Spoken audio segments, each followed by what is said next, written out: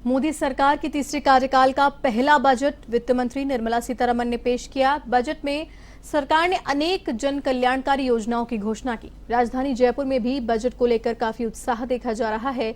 Budget पर अपनी प्रतिक्रिया देते हुए Rajasthan chamber of commerce and industry के प्रेसिडेंट KL जैन ने इस बजट को विकासशील बताया।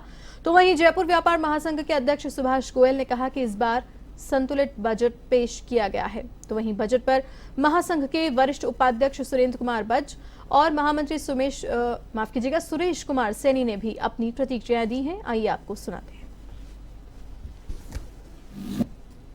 ये उन्नतिशील बजट है और ये रोडमैप है 247 तक का कि देश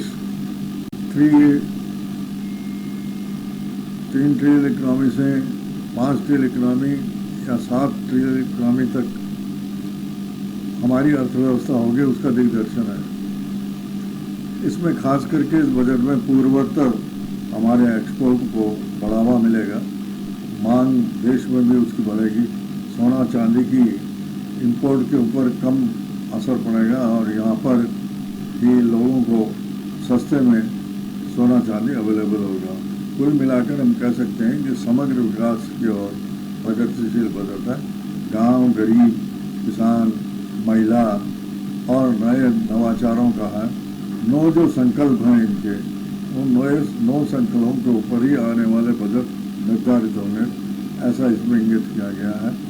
MSME के लिए प्राइम मिनिस्टर की जो पैकेज है वो सराहनीय पैकेज है। बजट से पूरी तरह से संतुष्ट तो व्यापार जगत नहीं है। कई जगह अच्छा काम किया है। ज्वेलरीज की बात करूं, जो टैक्स 12% था उसको 6% उन्होंने किया है, स्वागत योग्य है। लेकिन हम बार बार डिमांड कर रहे हैं GST की विसंगतियों को लेके। रेडीमेड कपड़ा हो चाहे फैब्रिक्स हो, उसमें हमने बार बार कहा कि एक स्लैब बनना चाहिए, टैक्स एक होना चाहिए। 1000 के बाद में जिस तरह से टैक्स लगता है उसको समानता रूप पर एक टैक्स लगना चाहिए। लेकिन सरकार ने कई बार इसकी घोषणा नहीं की।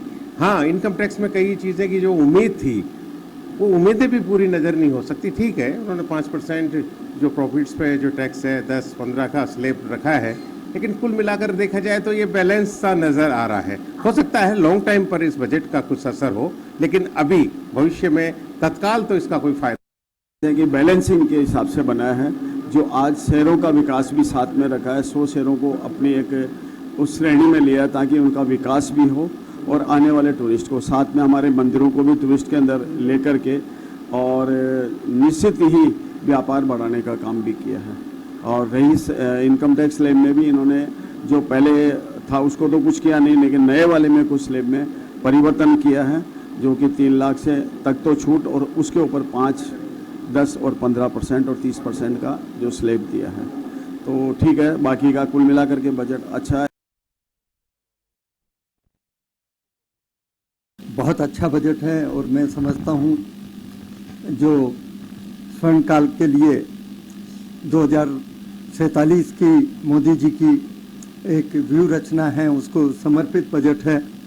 युवाओं, खासकर महिलाओं, कृषकों, सबका ध्यान रखा गया है और इंफ्रास्ट्रक्चर की तरफ विशेष रूप से जोर दिया गया है।